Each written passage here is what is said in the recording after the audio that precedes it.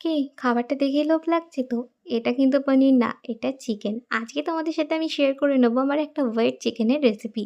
এখানে দেখো সমস্ত বড়লোকিয়া জিনিস নিয়েছি। হ্যাঁ, হ্যাঁ, ঠিকই বলেছি। ওই বাটির মধ্যে কাজু, কিশমিশ, আলমন্ড, চারমগজ আর আরেকটা বড়লোকিয়া জিনিস আনতে ভুলে গেছিলাম, সেটাই এখন আনতে চলে গেলাম। সমস্তটা মিক্সি জারে দিয়ে নিলাম আর তার আগে দেখো একটু পোস্তর দানা দিয়ে দেবো, যাতে আমি যেটা করতে চাইছি সেটা আরও গ্রেভি হয় আর গ্রেভিটা যেন ঠিকঠাক হয়। এর জন্য প্রথমে একটু শুকনো পোস্ত মিক্সিতে গুঁড়িয়ে নিয়েছি আর তারপরে সমস্ত জিনিসটা একটু লঙ্কার সাথে ভালো করে একটা মিহি পেস্ট করে নিলাম। বেশ আমার দেখো পেস্টটা মোটামুটি করা হয়ে গেছে। এই রকম একটা স্মুথ পেস্ট আমার লাগবে আজকের এই হোয়াইট চিকেনটা বানানোর জন্য। তো এখানে আমি ওই 500 গ্রাম মতন একদম বোনলেস চিকেন নিয়েছি।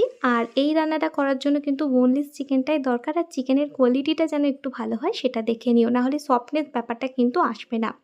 তো কিছুই না, চিকেনের মধ্যে যে মশলাটা তখন রেডি করলাম সেটা মাখিয়ে নিলাম আর তার সাথে সামান্য একটু সাদা তেল।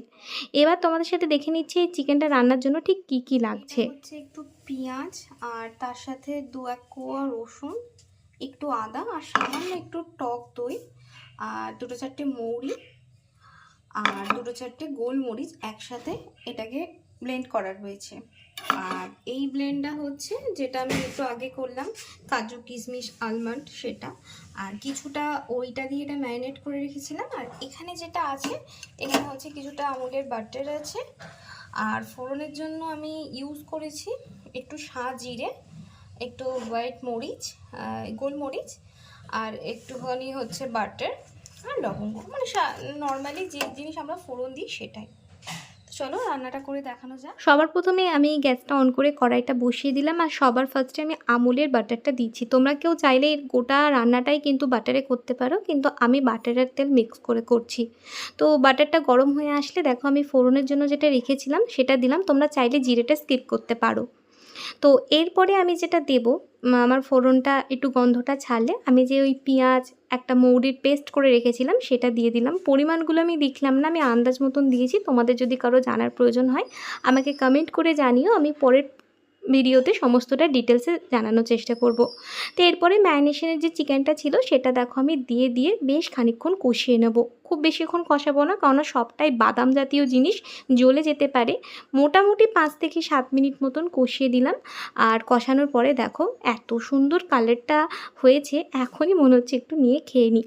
যাই হোক, এরপরে দেখো আমি ওই বাটিটা ধুয়ে একটু জলটা দিয়ে দিলাম, যাতে একটু মশলা আমার অপচয় না হয়।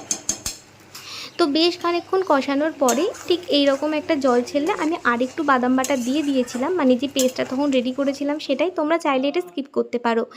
এরপরে যে স্টেপটা সেটা কিন্তু অনেকখানি জল, কারণ আমি দেখেছি এই ধরনের চিকেন রান্না করতে গেলে যেহেতু পুরোটাই সলিডের পিস থাকে, চিকেনটা কিন্তু খুব হার্ড হয়ে যায়, যে কারণে আমি জলটা প্রায় 1 কড়াই সমান সমান দিয়েছিলাম।